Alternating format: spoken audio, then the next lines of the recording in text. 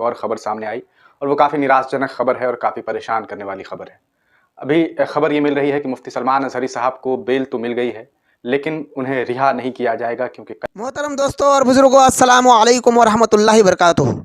उम्मीद करता हूँ कि अल्लाह और उसके रसूल के करम से आप लोग बिल्कुल खैरियत से होंगे। दोस्तों, बड़ी अफसोस के साथ कहना पड़ रहा है कि मुफ्ती सलमान अज़हरी जो रिहा होने वाले थे वो रिहा नहीं हो पाए हैं। क्या है पूरा मामला, वो सारी चीज़ें वीडियो में अभी मैं आपको दिखाने वाला हूँ। लेकिन उससे पहले मैं आपसे गुजारिश करना चाहता हूँ कि अगर आप फेसबुक से देख रहे हैं तो मेरे इस चैनल को फॉलो कीजिए और वीडियो को दूसरे तक पहुँचाइए। और अगर आप यूट्यूब से देख रहे हैं तो मेरे चैनल को सब्सक्राइब करके घंटी को दबा करके ऑल कर दीजिए, ताकि जो भी मैं वीडियो डालूं नोटिफिकेशन आप तक पहुंच जाए और मेरे चैनल के वीडियो को आप बआसानी देख पाएँ और वीडियो को दूसरे तक पहुंचा दें। चलिए दोस्तों, वीडियो दिखा रहा हूं और वीडियो देखने के बाद आपको खुद ही पता चल जाएगा कि क्या है सही क्या है गलत। क्योंकि दोस्तों, इससे पहले मैं एक वीडियो बनाया था, वो उसमें यही मुझे ख़बर मिली थी कि मुफ्ती सलमान अज़हरी रिहा हो चुके हैं और वो ख़बर मिली थी जैसी वैसी ही मैं वीडियो बना करके डाल चुका हूं। लेकिन कोई ये ना सोचे कि ये झूठ बोल रहे हैं, बल्कि नहीं, जो खबर मेरे पास में आई थी वही खबर मैं आप तक पहुंचाया हूं। बहरहाल दोस्तों, अब इस वीडियो को देखिए और वीडियो को देखने के बाद आप खुद ही आपको पता चल जाएगा क्या है सच्चाई, क्या है सही, क्या गलत, किस वजह से दोबारा से ऐसा हुआ, बेल मिलने वाली थी क्यों नहीं मिली। ये सारी चीज़ें आप इस वीडियो में देखिए और देखने के बाद कमेंट में अपना राय दीजिए। वीडियो को देखिए। दोस्तों, अभी कुछ ही देर पहले हमने आपको बताया था कि मुफ्ती सलमान अज़हरी साहब को रिहाई मिल गई है, उन्हें बेल मिल गई है और साबरमती जेल से अब उन्हें कुछ ही लम्हों के बाद जो है रिहा कर दिया जाएगा। लेकिन उस खबर के बाद एक और ख़बर सामने आई और वो काफ़ी निराशजनक खबर है और काफ़ी परेशान करने वाली खबर है। अभी खबर ये मिल रही है कि मुफ्ती सलमान अज़हरी साहब को बेल तो मिल गई है, लेकिन उन्हें रिहा नहीं किया जाएगा क्योंकि कलेक्टर साहब के द्वारा एक नया नोटिस दिया गया है और उस नोटिस के मुताबिक मुफ्ती सलमान अज़हरी साहब पर पासा एक्ट लगा दिया गया है।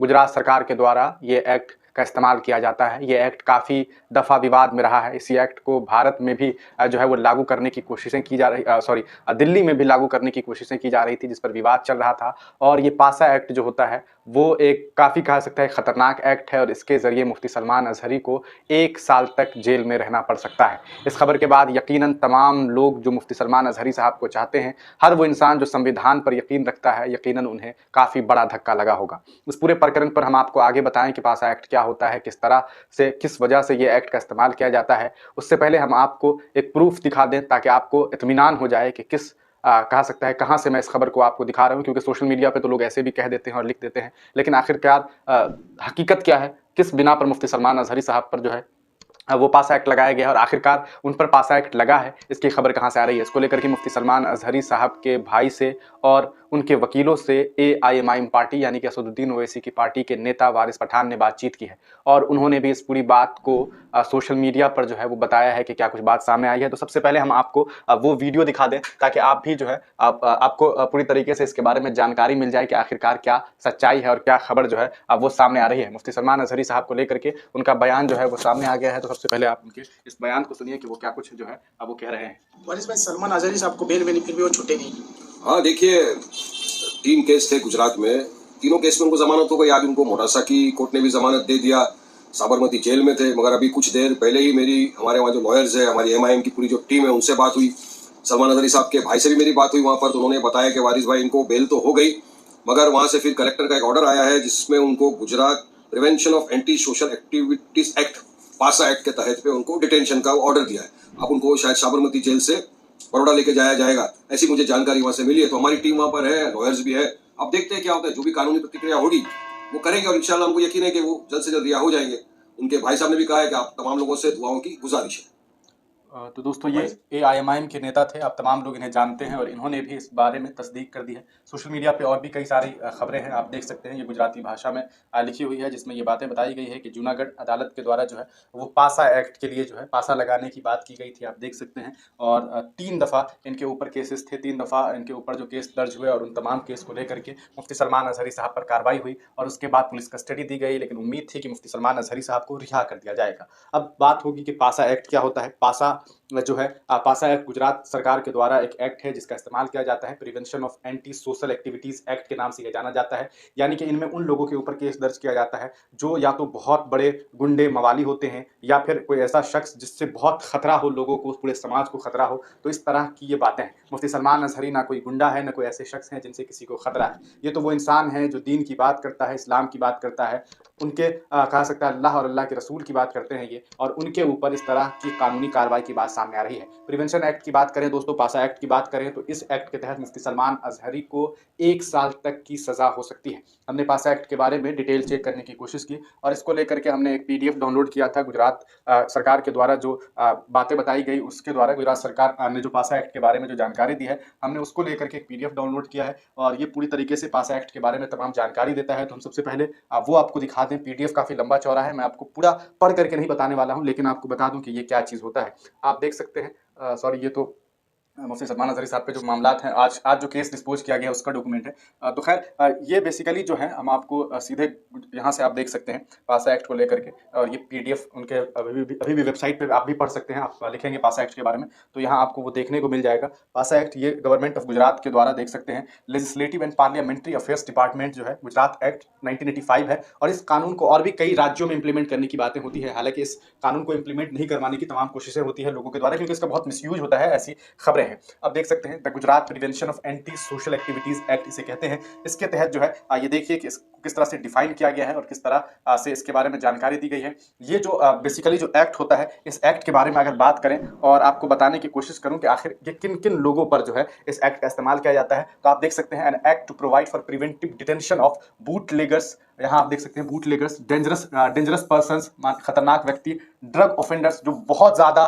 ड्रग का इधर उधर करता है, काम करता है, उसको लेकर के इमोरल ट्रैफिक ऑफेंडर्स। और ये आप समझ सकते हैं ट्रैफिक ऑफेंडर्स हैं, इनमें आप समझ सकते हैं कि कोई शख्स जो है वो ट्रैफिकिंग का काम करता है, तो ऐसे लोगों के ऊपर प्रॉपर्टी ग्रैबर्स जो प्रॉपर्टी ग्रैब करते हैं for preventing their anti social and dangerous activities prejudicial to the maintenance of public affair. तो ये एक बड़ी खबर सामने आ रही है। It is hereby enacted in the 36th year of the Republic of India as follows. This act may be called the Gujarat Prevention of Anti-Social Activities Act. तो ये आप समझ सकते हैं जिस तरह से कहा जाता है किसी के ऊपर NSA लगा है तो 1 साल के लिए लग जाता है, उसी तरह ये जो कानून है इसके मुताबिक अगर इस कानून के हिसाब से देखा जाए तो मुफ्ती सलमान अजहरी साहब के ऊपर जो है वो 1 साल तक जो है कहा सकता है वो जेल में रह सकते हैं अगर इनके ऊपर इस तरह के मामला सामने आते हैं। अभी भी इसको लेकर के वैसे तो मैंने आपको खबर बताई कि कहाँ से ये इसको लेकर के प्रूफ्स भी सामने आ रहे हैं कि कौन इसके बारे में क्या कुछ बता रहा है, और आपने देखा कि किस तरह से जो है मुफ्ती सलमान अजहरी साहब के भाई से जो है वारिस पठान साहब की बातचीत हुई है, और ये पूरा का पूरा पेज है, बहुत लंबा चौड़ा है। अगर आप इसे पढ़ना चाहेंगे तो आप पढ़ सकते हैं,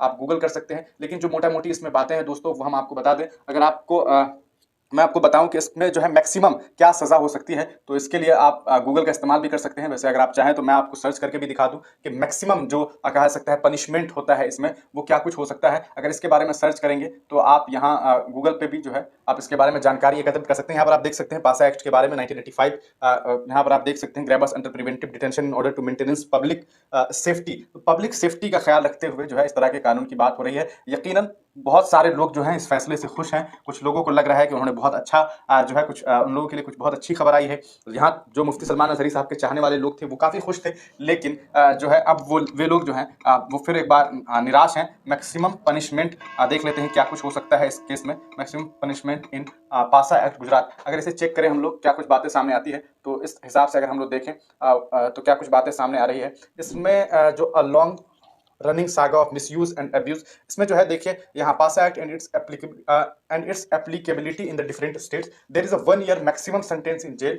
तो मैक्सिमम जो है 1 साल तक जो है वो जेल में रहना पड़ सकता है, और कम से कम अगर मैं बात करूं तो लगभग 4 महीने तक जो है इस एक्ट के तहत इंसान को जेल में रहना पड़ सकता है। अब देखना यह है कि इस पूरे मामले के बाद मुफ्ती सलमान अजहरी साहब को लेकर के पहले तो इसको लेकर के मुफ्ती सलमान अजहरी के घर से क्या कुछ बयान जारी किया जाता है वो देखेंगे, इनके वकील के द्वारा क्या कुछ बातें बताई जाती है वो देखेंगे, और उसके बाद हम लोग ये देखेंगे कि किस तरह से मुफ्ती सलमान अजहरी साहब के जो वकील हैं वो इसे आगे इस पर क्या कुछ करते हैं। लेकिन सबसे बड़ी बात है कि अगर वाकई ऐसा हुआ है तो यकीनन मुफ्ती सलमान अजहरी साहब की जो फैमिली है वो हाईकोर्ट पहुंचेगी, और हाईकोर्ट से जाकर के इस पूरे प्रकरण पर यकीनन वो लोग जो हैं वो हाई कोर्ट में बात रखेंगे कि उन्हें जो है रिहा किया जाए, और अगर हाई कोर्ट से भी उन्हें सहायता नहीं मिलती है तो फिर सुप्रीम कोर्ट, और उसके बाद क्या कुछ हो सकता है आप तमाम लोग समझते हैं। तो ये पूरी की पूरी खबर है दोस्तों, काफ़ी निराश करने वाली खबर है। आप तमाम लोग हमारे चैनल से जुड़े रहिए, हम तमाम अपडेट आप तक पहुंचाते रहेंगे। तब तक के लिए दीजिए इजाजत, फिर मिलेंगे किसी नई वीडियो के साथ, किसी नई पेशकश के साथ। ये ख़बरें हिंदुस्तानी मीडिया की थी, इसलिए इस चैनल को भी सब्सक्राइब कर लें। ठीक है दोस्तों, पूरी वीडियो को देखने के लिए बहुत बहुत शुक्रिया। अस्सलामु अलैकुम व रहमतुल्लाहि व बरकातुहू।